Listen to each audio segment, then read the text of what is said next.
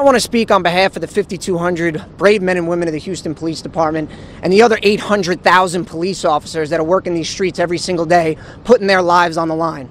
We are sick and tired of having targets on our back. We are sick and tired of having dirtbags trying to take our lives when all we're trying to do is protect this community and protect our families. Enough is enough. And if you're the ones that are out there spreading the rhetoric that police officers are the enemy, well, just know we've all got your number now. We're going to be keeping track of all of y'all, and we're going to make sure that we hold you accountable every time you stir the pot on our police officers. We've had enough, folks. We're out there doing our jobs every day, putting our lives on the line for our families. Enough is enough. Crawl towards me! Crawl towards me! I don't believe anybody can realize the magnitude of the problem until they get into it. So, like John said, there's a myriad of reasons.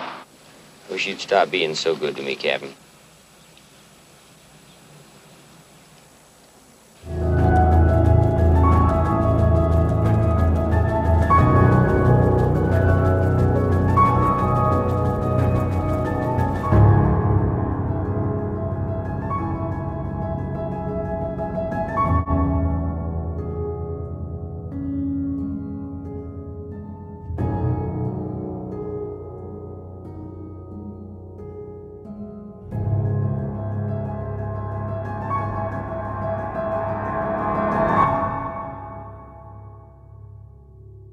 Get out of the car!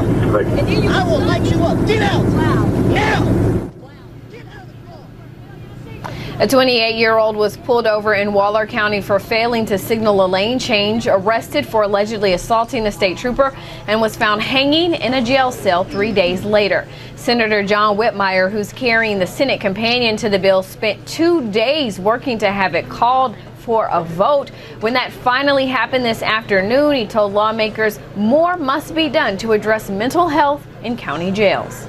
Today, if you don't remember one other word that I speak, I want you to remember this. When you deny someone their liberty, you have a responsibility to provide for the safety and welfare of that person. Is evaluated as having Whitmire said the anxiety that comes from being arrested can trigger a mental crisis. He added the bill isn't perfect, but is a step forward. Now, the bill's author, Representative Garnett Coleman, agrees and says passing it out of the Senate is a big step. The idea that it actually is passed out of one house means that it'll have an impact because it'll give people encouragement. And that's the big impact, encouragement to continue to try to make change. They don't care if they get you convicted in court. It's not about that. They expect that you'll beat the case. What it's about is locking you up for a period of time to teach you a lesson. You dared to talk back to the police, to a public servant, and he's going to put you in your place. People, let me tell you, get your cameras, get your asses out in the street, start recording these public servants. They're the ones that need to be put back in place.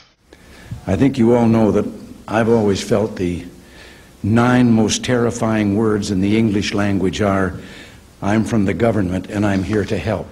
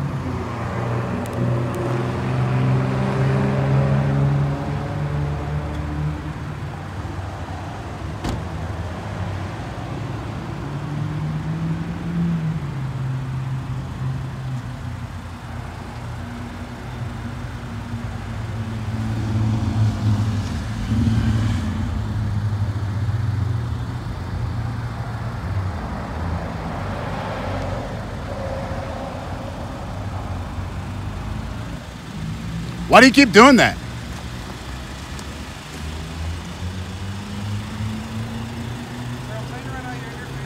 Fuck you. Stop doing that. What's your problem?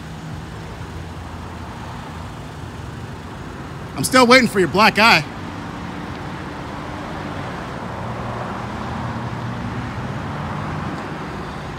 You're the one escalating things with your spotlight. You can play all the games you want.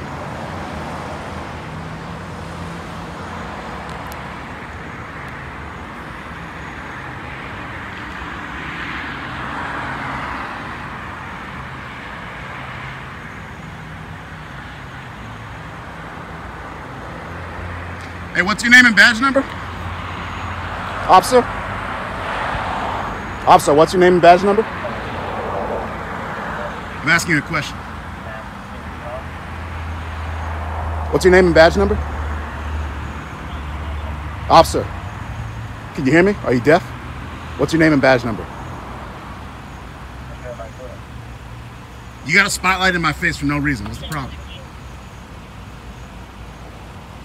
Seriously, why are you doing this? What's your problem? What is the deal? What is the purpose of doing that? Just to blind my camera for no reason? Why do you have a problem with cameras? You put on a uniform to serve the public. No, I'll stand right here. No, sir, go ahead and turn Back up, dude. No, sir, go ahead and turn it off from me, okay? I didn't do nothing. Sir, go ahead and turn it off. I didn't do nothing. Dude, what the fuck? Recording police officers really came to the forefront in the early 90s with the Rodney King incident. And I think since then you've seen a lot more public discussion on the rights of people to film law enforcement. It's about transparency. It's about understanding what our public officials are doing, especially public officials who carry with them the ability to use force, including deadly force, to execute and enforce the law.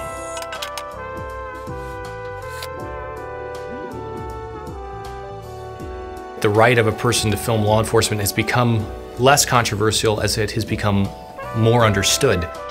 And I think the ubiquity of video cameras in society today, where literally everything is filmed and thrown onto Facebook Live, has sort of illuminated this reality. There's been 5 or 6 different circuit courts of appeal decisions affecting more than 60% of the US population that have affirmed the right of individuals to film law enforcement in public while law enforcement officers are engaged in their official capacity as police officers. Most officers today understand that the public has a right to film police officers when they're engaged in their official capacity as an officer and they're in public.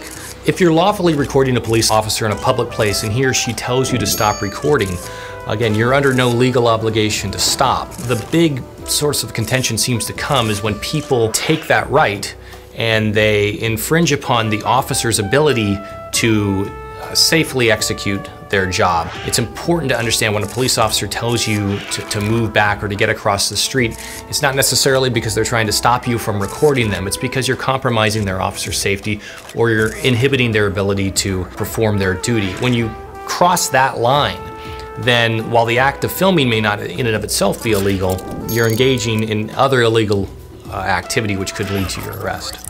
Yeah, it's hard to provide concrete guidelines to the public because everything's contextual. Every situation is different. So then it's always best to heed to the warnings of the officer. I think the goal of cameras, body-worn cameras, dash cams, or what have you, is not just to protect the citizenry, but it's also to protect law enforcement. Law enforcement officers who adopt body-worn cameras soon realize that those cameras are a lot more helpful to them than they are a hindrance. It's a good thing that law enforcement understands that transparency exists. It's good for the officers, it's good for the public.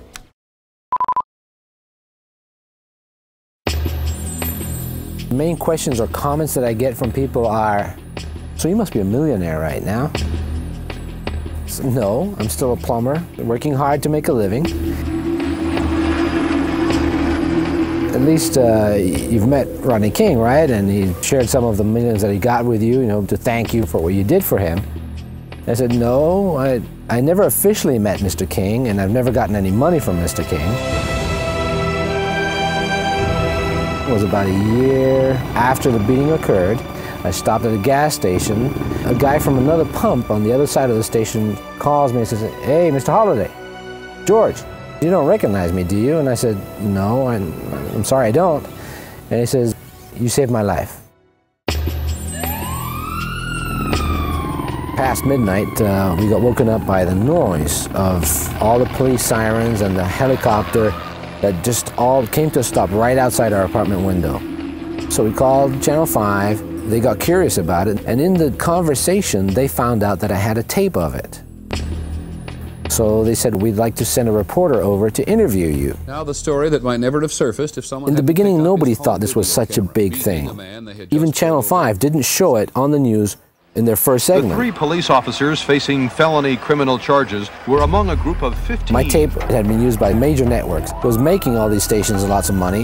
That actually used it without my permission. It was really impressive the way the media was on top of me and my wife. So we called this attorney to stop these people from abusing of people that filmed something or they didn't have the power to control, like was happening in my situation. This lawsuit was for millions of dollars. Tonight, Rodney King. Rodney King. Rodney King. Rodney King. I signed the papers, but right after this settlement, he just disappeared. This grainy video, Rodney King, whose meeting seen around the world. There was a big police investigation. I was approached by several police officers that just wanted to tell me, Mr. Holliday, right? And I said, yes. You did the right thing.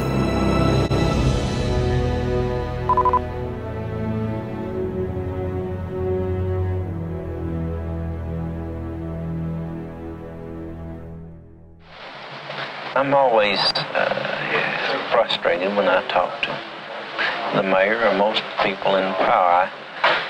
If you just don't feel that you really penetrated deep into the issue, you just touch the surface.